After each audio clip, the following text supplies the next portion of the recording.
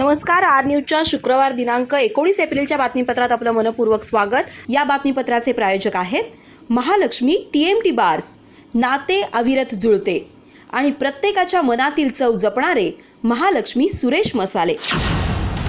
आजच्या बातमीपत्रात प्रथम पाहूयात गल्लीपासून ते दिल्लीपर्यंतच्या ताज्या घडामोडींचा धावता आढावा आणि स्थानिक बातम्यांमध्ये पाहूयात अवकाळी वादळी पावसानं चंदगड तालुक्यातील मांडेदुर्गमध्ये लाखोंचं नुकसान, मोलमजुरी करून जगणाऱ्या विधवा महिलेचं घर उघड्यावर, शासनानं तत्काळ पंचनामे करून आर्थिक मदत द्यावी अशी ग्रामस्थांची मागणी। आजरा तालुक्यात पेरनोलीमध्ये आठवडी बाजाराला प्रारंभ, सरपंच प्रियांका जाधव आणि सहकाऱ्यांचा पुढाकार, सेंद्रिय भाजीपाला उत्पादन आणि विक्रीवर दिला जाणार भर। NMMS परीक्षेत जागृती प्रशालेचं दैदिप्यमान यश, तब्बल 139 विद्यार्थी झाले शिष्यवृत्तीधारक, 60 लाख रुपये शिष्यवृत्तीचा विद्यार्थ्यांनी घेतला लाभ।